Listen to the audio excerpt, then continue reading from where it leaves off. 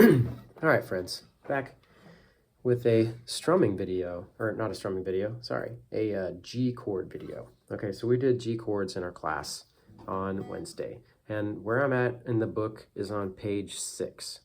So I'll make one video of the chords, okay? And then I'm gonna make a second one that kind of shows you how to use this particular lesson. On page 6, you have a lesson 2, basic chords in the key of G. And I've kind of put it together in such a way where I'm hoping that it's helpful to practice with it.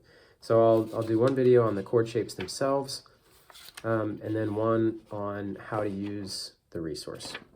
Okay, cool. So first one, G chords. Here's what we'll say.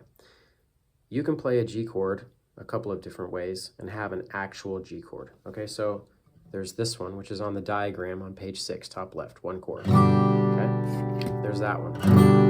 Okay, I have my ring, both my pinky finger and ring finger are on the top 2 strings. I say top 2 in pitch. They're farther away from your face, but they're both in the same fret. I have my pinky above my ring finger. Okay, so the pinky on the top string, the top E, the one farthest from your face. I'm kind of talking in pitch. Highest, lowest, I don't know, for better or worse, that's what I'm saying. But then you have your first finger, your index finger, pointy finger, on the 2nd fret of the A string, this one right there.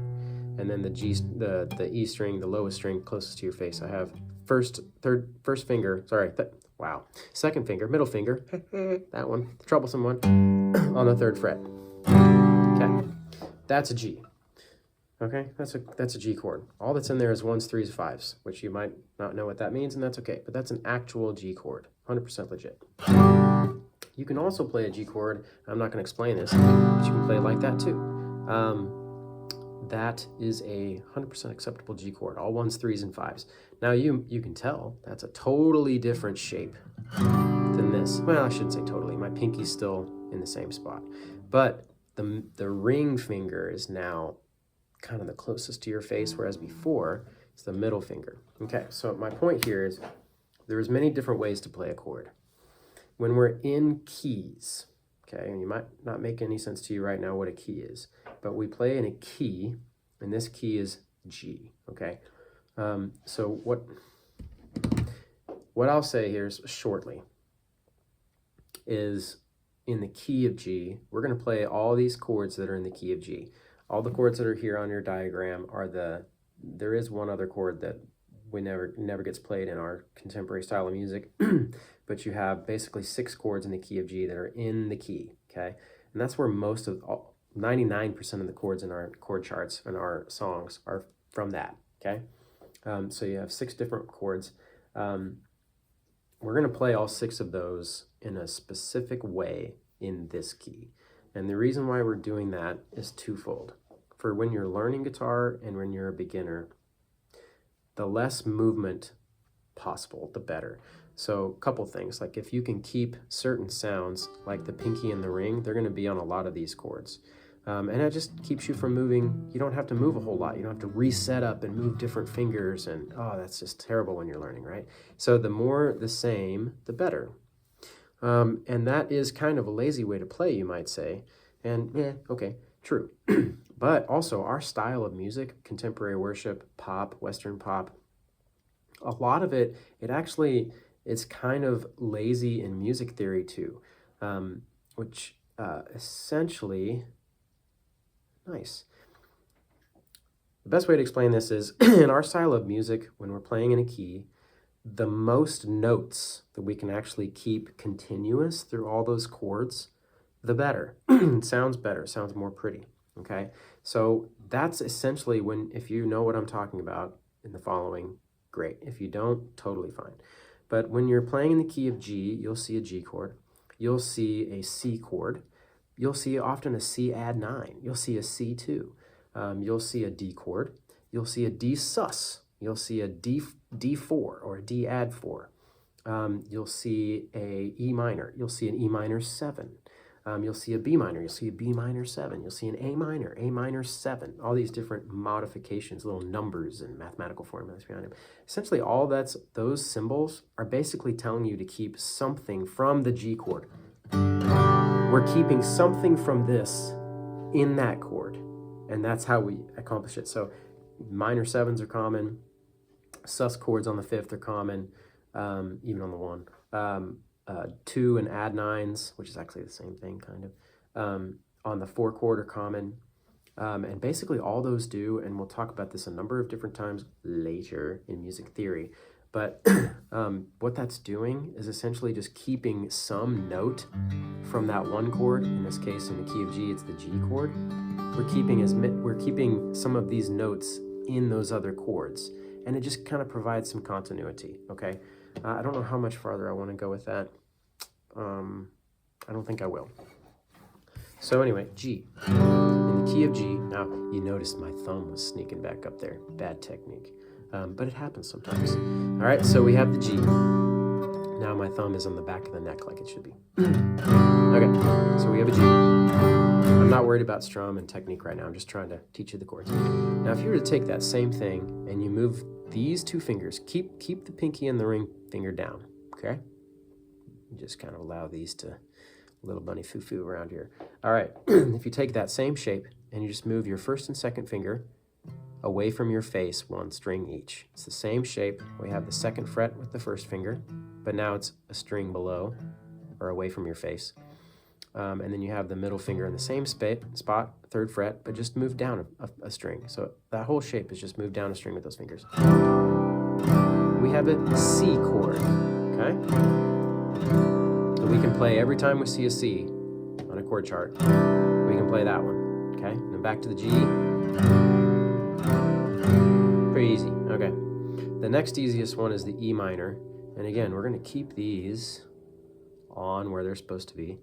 And we're going to do some work with the first 2 fingers on the 2nd fret. Now, the first one to jump in there, you're gonna wanna stack them like this. You can stack them like that, but I just think it's too close, too similar to the C. I always stack it like this, okay? But you do you. So I'm doing the middle finger on 2nd fret of the D string. That's the 3rd one away from your face. And the next one closest to your face, 1st finger, 2nd fret. So here we have, okay, that's an E minor, or it can be used as an E minor, okay? If you want to know what these actually are, you can read the descriptions down below on the sheet. Anyways, there we go. So we've got G, C, not a lot of movement. Oh, so easy, nice, so nice. And we've got sounds that are the same, staying, a lot of continuity, but it sounds good. And then we got the E minor. Okay, so we got 3 of them now. Okay, so for the D, somebody's texting me and I can't see. Okay, for the D, we're gonna cheat D real quick. But again, if you want the explanation, read it down below. But we have these top fingers saying the same. Now I haven't moved them a bit. You're gonna be feeling that one later if you practice this a lot. I'm gonna take my 1st finger and put it on the 2nd fret of the G string, which is the 4th one away from your face, okay? 4th one that way. So we have, okay, that's a D, acceptable D. Now what you will notice is in the diagram, we have D and A next to the lower strings, the ones closest to your face. Those are D and A, D, that's in the chord. This one, the lowest string that's closest to your face, has an X next to it. Try to sneak your thumb in there and mute it. Okay?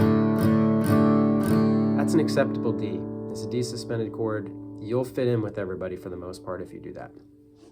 Now, if we just stop there, you have essentially 90% of all worship songs, which is in one hand, it's kind of sad. But on the other, it's good for us because we can learn faster.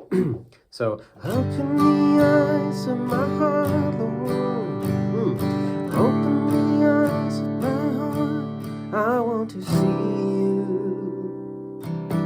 I want to see you high and lifted up, shining in the light of your glory. All 4. Okay.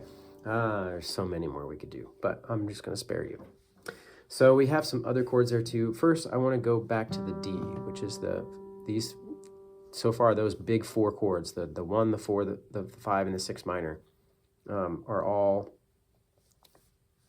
these two say the same. Okay, here's the D. That's a D suspended, technically, D sus.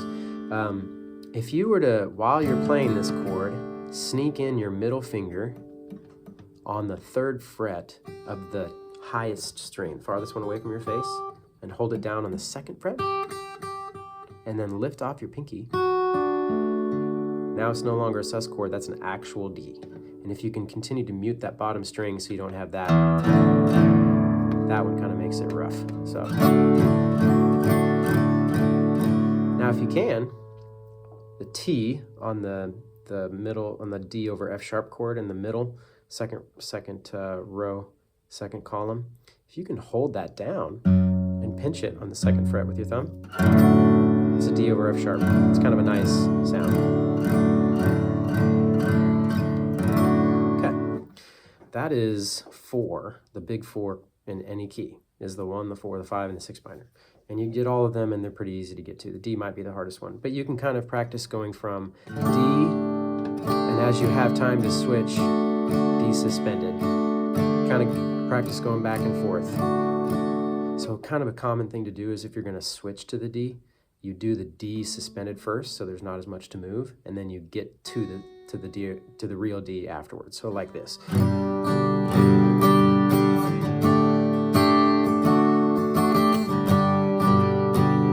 See, a little sneaky.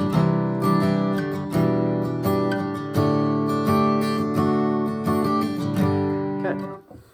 The other chords, I'll try to go a little quick here. E minors or A minor is the easiest one to learn.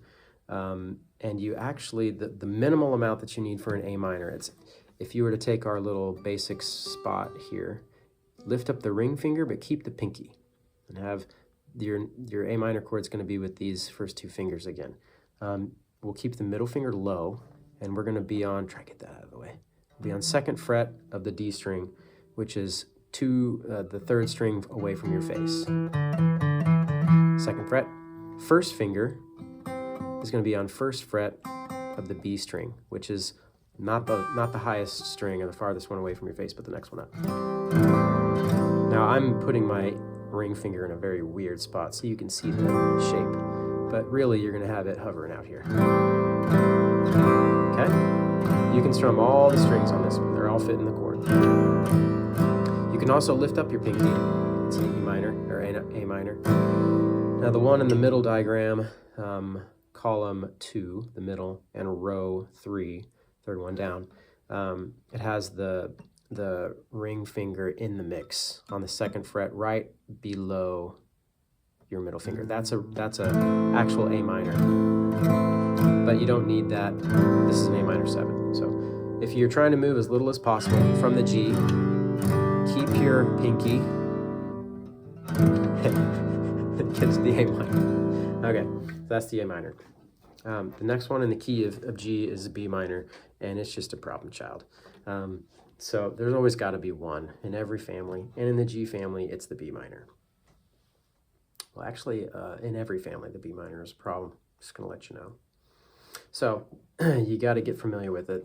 The easiest way to explain it is you have to bar chord. Which is basically you take your entire finger, your 1st finger on the 2nd fret, and you pinch the whole thing. Now, I'm pretty good, and I've been playing for a long time, and I'm having to really almost help with my middle finger. I'll try not to. I'm not getting any buzzing, but I'm really trying. I hate bar chords. I avoid them like a plague, but we'll find some ways to do that as we go on. But basically you have this bar, and you're going to make the same shape as the A minor on top of it. You just have to use different fingers, okay? So your 2nd finger, ring finger, is on the 3rd fret B string, so almost the bottom one, but not quite. See buzzies? Not so good, but that one's good. And then next you have the pinky on the 4th fret, next string down, which would be the G string. On the same fret, you have your middle finger, or sorry, your ring finger, and you have this little shape here. Okay, if you can hit the lowest string, great. If you can't get your finger across it, at least just touch it with your first finger. That way it's muted. Okay, B minor. If you want, you can lift up your ring finger, or sorry, your pinky finger. But you have to really be barring so that your first finger is covering that fret right there. I'm starting to buzz a little. That's a B minor 7. You can do both. Ooh, that's not friendly, okay? But that's the chord. You have to move everything. And if you have your thumb hovering for your F sharp, D over F sharp, if you kind of keep it there for your G's a little bit, or if it's kind of towards the back, you're gonna have to really shift it to the middle of the neck to do your bar chord. Not fun. All right, so those are the chord shapes. That's